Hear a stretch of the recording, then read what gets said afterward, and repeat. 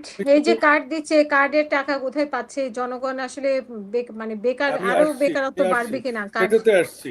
একটা সরকার যখন দেশ চালাবে, আপনি বলছেন যে এই বুড়াগুলাকে এনে এনে রাখছে, এই বুড়োগুলো হয়তো সরকারের কাছে টেস্টেড। আপনি কি বলেন? ইয়নো কারা, ডিসি কারা, এসপি কারা, ওসি কারা, কোন আমলে নিয়ম? আমরা কাদেরকে নিয়ে সরকার চালাচ্ছি? আপনি মাত্র 2 মাস গেছে, 2 মাসের মধ্যে 1 মাস আপনি রোজা করেছেন, ঈদ করেছেন। এর মধ্যে আপনি তারপর থেকে কন্টিনিউয়াস শুক্রবার রাত 10টা পর্যন্ত আপনি পার্লামেন্ট করছেন।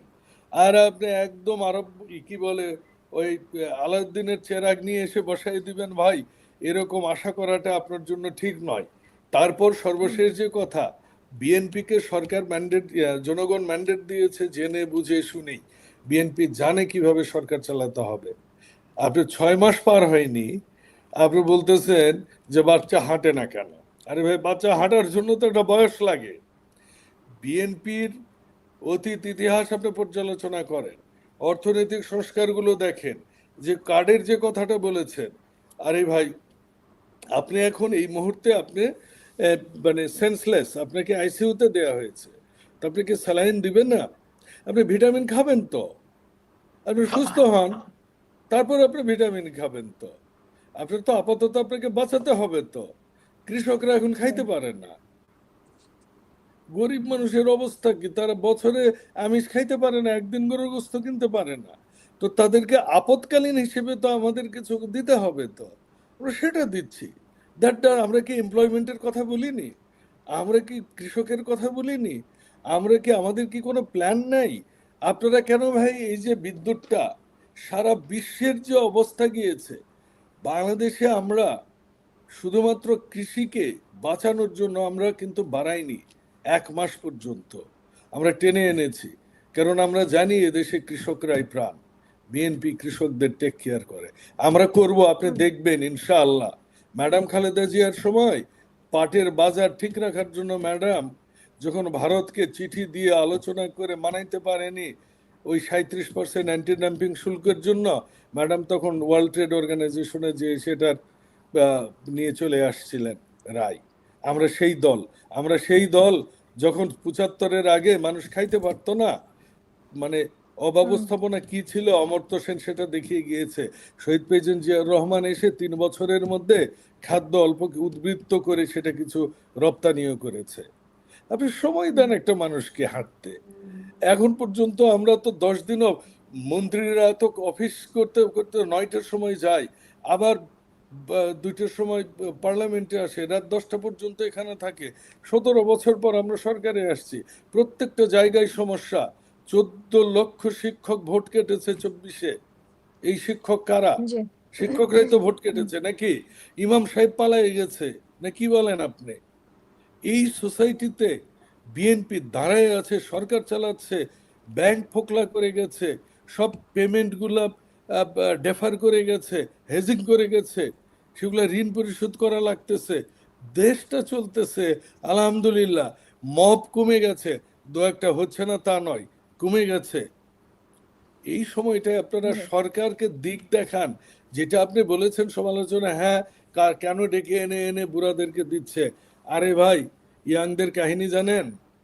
এখনকার ইওনো ডিসি এসপিরা একটা চিঠি লিখতে পারে না, একটা প্রজেক্ট দিতে পারে না, ডিপিপি করতে পারে না, এক্সেল বানাইতে পারে না, ইমেলে স্যালুটেশন জানে না, অ্যাড্রেস জানে না। কোন দেশে আপনি আছেন? সংক্ষেপ করবেন, প্রশ্ন হতে পারবেন। কিন্তু আপনি কি এখন লম্বাস্তে কম্বল উজাড় করে ফেলবেন, সবাইকে বাদ দিয়ে দিবেন? গত 17 বছরে যতগুলা স্কুল কলেজ মাদ্রাসায় নিয়োগ হয়েছে, 99% হচ্ছে ফ্যাসিস্টের দোসর, এবং প্রায় 20% হচ্ছে লিস্টেড আওয়ামী লীগ, আর 10% ছিল হচ্ছে গুপ্ত জামাত। এদেরকে দিয়ে আপনি কি এখন স্কুল কলেজ সব খালি করে ফেলবেন? প্রত্যেকটা মসজিদ কমিটির এখনো সভাপতি, সেক্রেটারি, আমার মসজিদে যেখানে আমি নামাজ পড়ি এটার সেক্রেটারি হচ্ছে যুবলীগের সেক্রেটারি। আমি কি তাকে এক্ষুনি ধরে ফেল দিব?